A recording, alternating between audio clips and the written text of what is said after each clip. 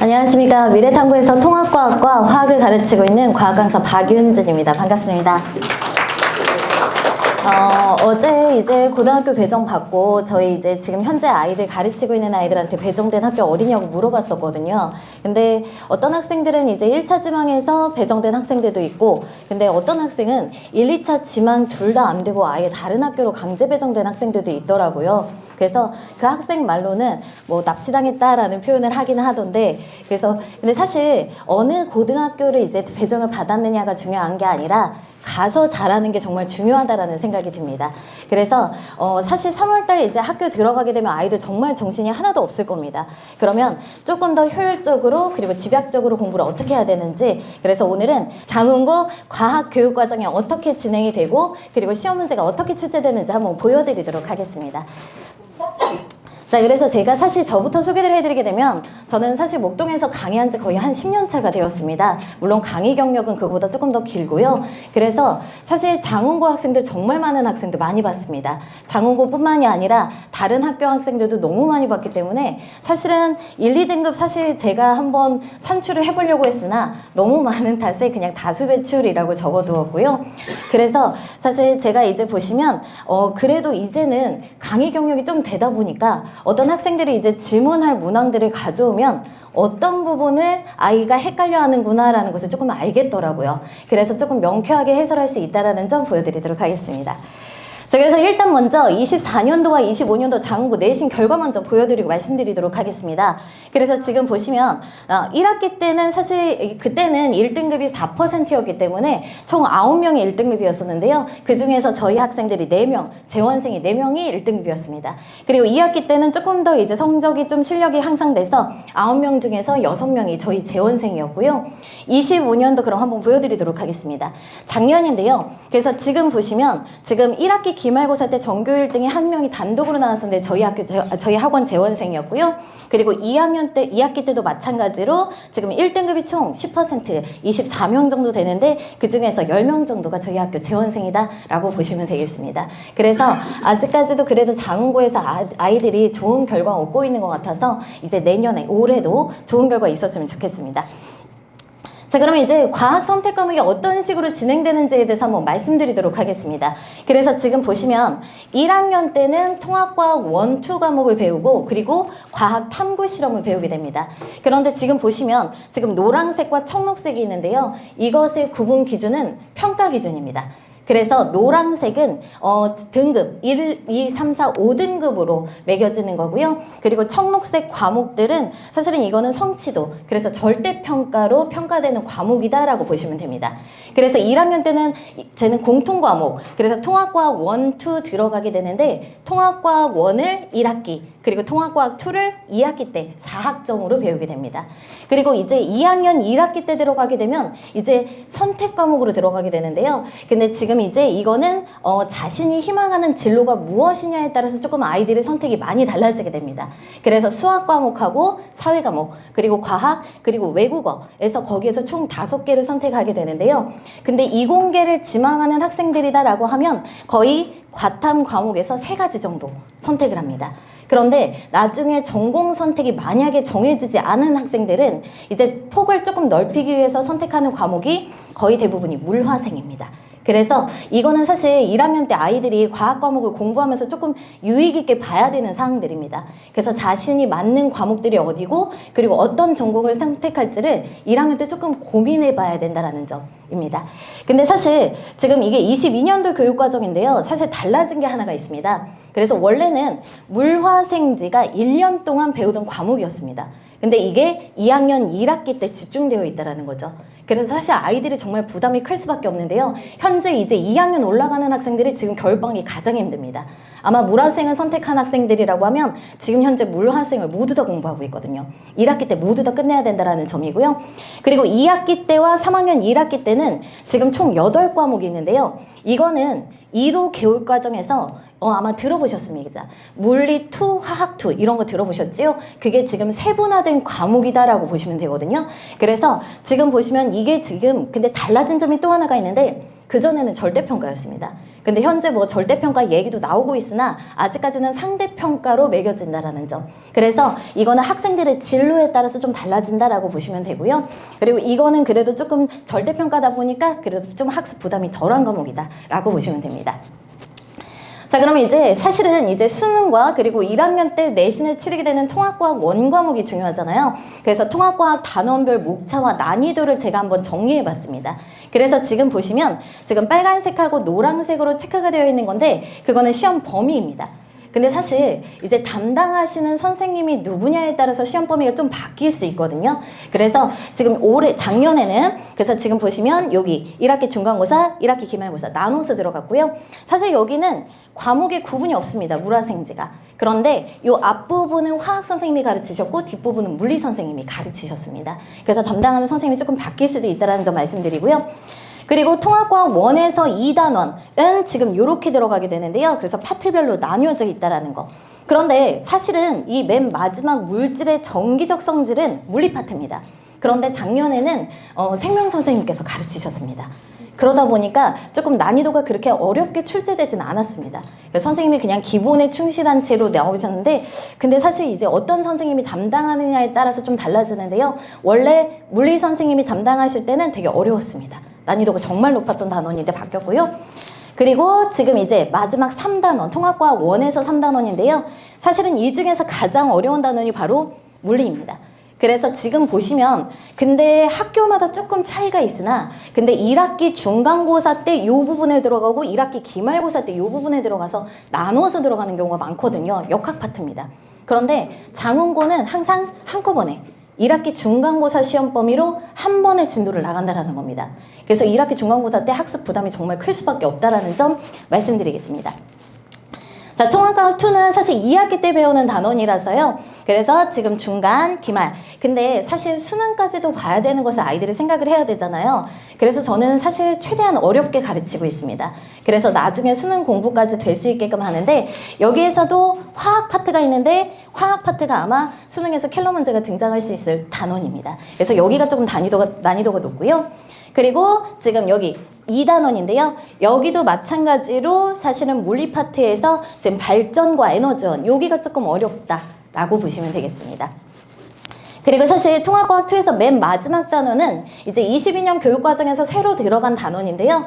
여기는 그래도 기말고사 때 시험을 보거나 중간고사 때는 여기만 봤는데 거의 학생들이 조금 쉽게 풀 수 있을 정도. 그래서 여기는 약간 조금 사회 내용이다라고 봐도 될 정도로 그래서 기본적인 상식만 있으면 풀 수 있을 정도로 문제를 작년에는 출제하셨습니다. 그래서 이건 근데 담당하시는 선생님이 누구냐에 따라서 달라질 수 있다는 점. 그러면 장운고 통합과학 수업은 어떻게 진행되는지 말씀드리도록 하겠습니다. 그래서 통합과학은 아까 말씀드린 대로 총 4학점인데요. 그래서 물화생지 4분이 선생님의 수업이 들어오십니다. 그래서 일주일에 4시간이 들어있는데 물리, 화학, 지구과학, 생명과학이 다 따로 있습니다. 그러다 보니까 전공 선생님들이 가르치신다는 점. 그래서 사실은 담당하시는 선생님이 누구냐가 정말 중요합니다. 그런데 사실 장운고가요. 과탐 선생님들이 강의력이 되게 뛰어나십니다. 정말 잘하시는 분들이 많으시거든요. 특히나 이제 지구과학 선생님 중에서 예전에 작년까지 24년도까지 계속 지구과학 1학년 통합과학 부분을 맡으셨던 선생님이 있으셨는데 통합과학 수준이 아니라 지구과학 1 수준으로 가르치셨습니다. 네, 문제도 그렇게 출제하셨고요. 그래서 상당히 어려운 파트였는데 근데 요번에는 작년에 25년도에는 선생님이 바뀌었었거든요. 근데 아이들 말 들어보니까 그 선생님이 요번에 1학년을 배정할 수도 있다라는 말을 제가 넌지시 들었습니다.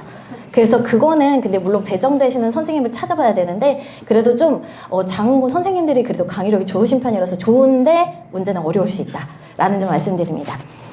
자, 그리고 이제 교과서는 어떠냐? 비상교과서입니다. 그런데 학교에서 교과서는 많이 안 씁니다. 부교재로 EBS 개념 완성인데 아이들이 그걸로 수업을 합니다. 그래서 선생님들도 그걸로 수업을 하시고 거기에서 문제 변형해서도 많이 출제하십니다. 그런데 해가 갈수록 계속 똑같은 문제를 낼 수는 없잖아요. 작년에는 비슷한 문제가 나왔지만 근데 아무래도 이제 앞으로는 좀 응용 문제가 나올 가능성이 높다라고 보시면 됩니다. 자, 그리고 시험 문항은 총 거의 한 선택형 24문항, 배점이 60점입니다. 그리고 서답형 4문항 정도가 출제되는데 꼬리 문항이 몇 문제가 있고요. 그리고 배점이 상당히 높습니다. 40점입니다. 사실 장원고가 통합과학이 그렇게 너무 어렵다는 아니었거든요.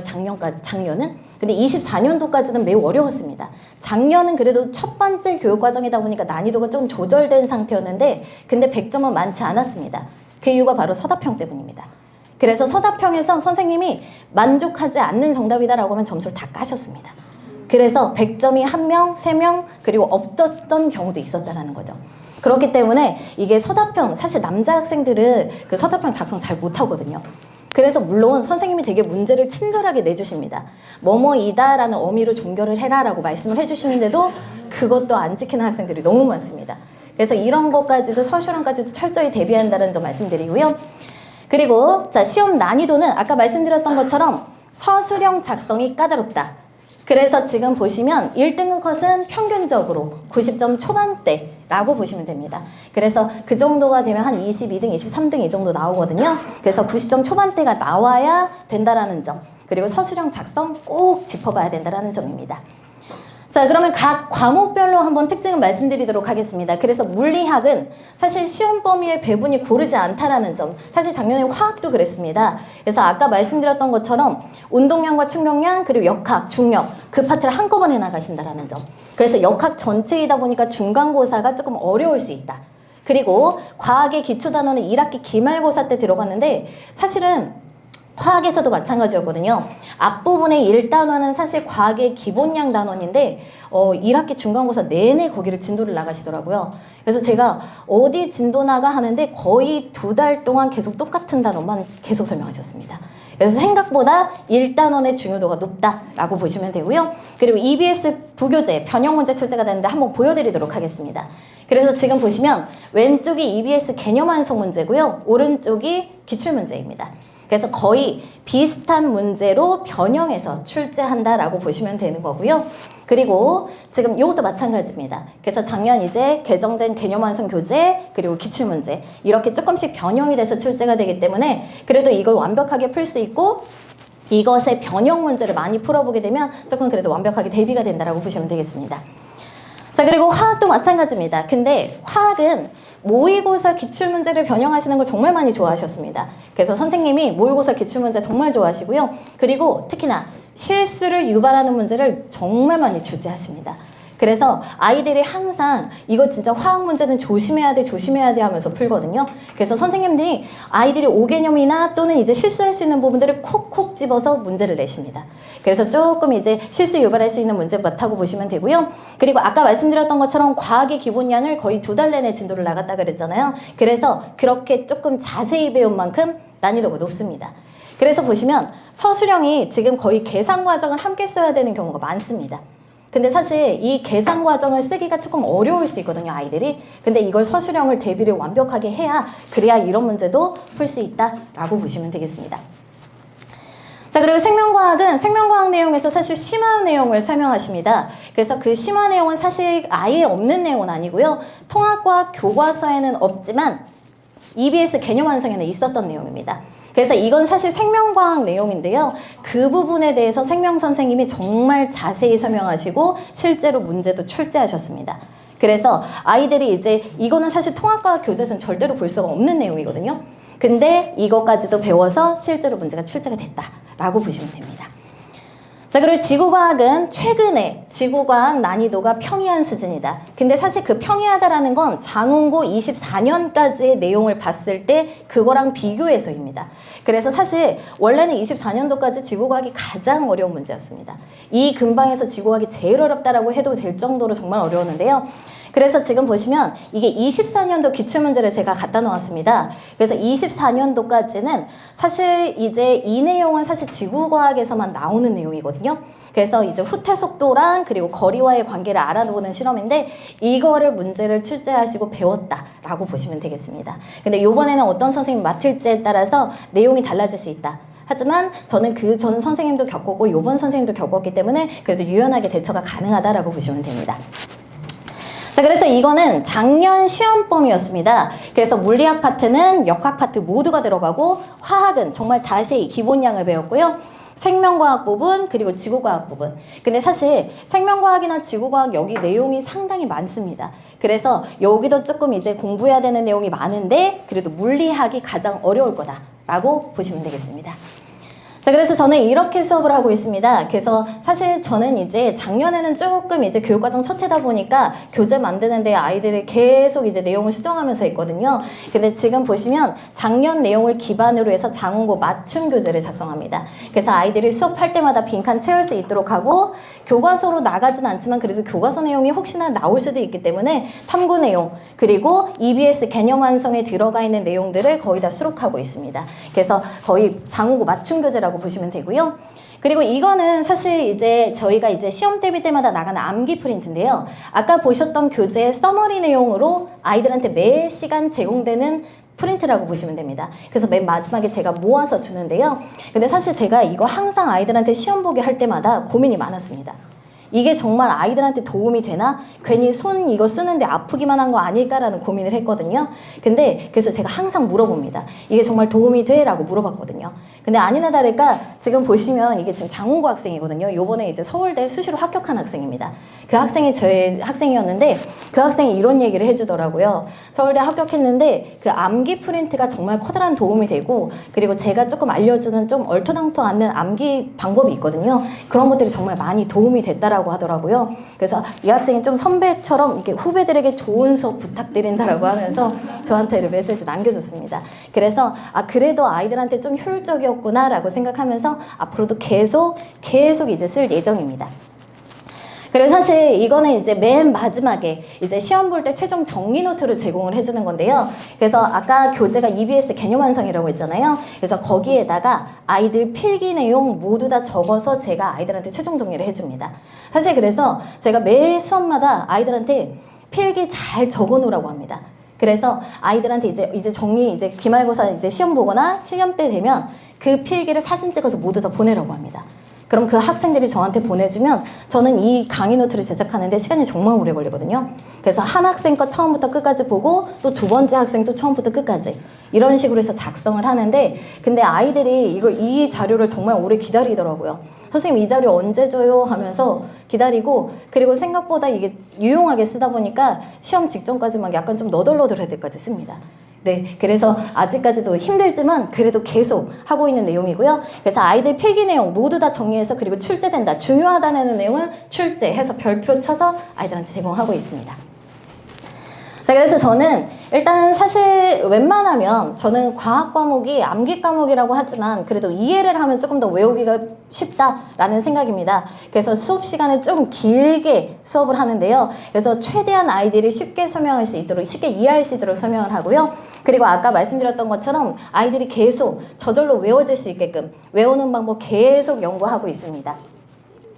자, 그리고 또 하나, 모든 수업은 영상으로 촬영하고 있습니다. 그래서 아이들 이제 가끔 이제 3시간 내내 집중하지 못하는 경우 많습니다. 그래서 놓치는 부분이 있다라고 하면 아이들 다시 들을 수 있게 영상 제공하고 있고요. 그래서 사실 숙제를 해오면 사실 숙제 해설 제가 수업 시간에 해주고 싶죠. 근데 그 숙제 해설하면 거의 1시간 반, 2시간이 지납니다. 그럼 진도를 못 나가거든요. 그래서 아이들이 모르는 거 체크해와서 저한테 질문을 하면 그 다음날이나 다다음날 업로드해서 아이들 필요한 부분만 볼 수 있게 영상 제공하고 있습니다. 현재도 겨울방학도 계속 아이들한테 제공해주고 있는데 그래도 애들 잘 챙겨보는 편입니다. 그리고 매주 이전 수업 내용 테스트합니다. 그래서 아까 보신 것처럼 암기 테스트 치르고 있고요. 가끔은 기출문제로도 테스트를 하고 있습니다. 그 랜덤으로 테스트하고 있고요. 그리고 수업 시간 끝나고 나면 사실 저희 장원고가 이제 5시에 수업이 끝나는데 그때 테스트를 본다거나 아니면 직접 질문할 수 있는 시간이 있습니다. 근데 사실 1시간 가지고 모자라거든요. 그래서 지금 보시면 내신 기간에는 클리닉 시간 평일에 개설해서 따로 이제 아이들한테 질의응답 받을 시간 마련하도록 할 겁니다. 자, 그래서 장원고 수업은요, 지금 토요일 오후 2시 3월 7일 토요일에 개강 예정입니다. 그래서 조금 이제 고등학교 들어가서 좀 이제 공부 내용도 많아지겠지만 최대한 효율적으로 공부하고 그리고 과학이 제일 자신 있는 과목이 될 수 있도록 최선을 다해서 가르치도록 하겠습니다. 지금까지 과학 강사 박윤진이었습니다. 감사합니다.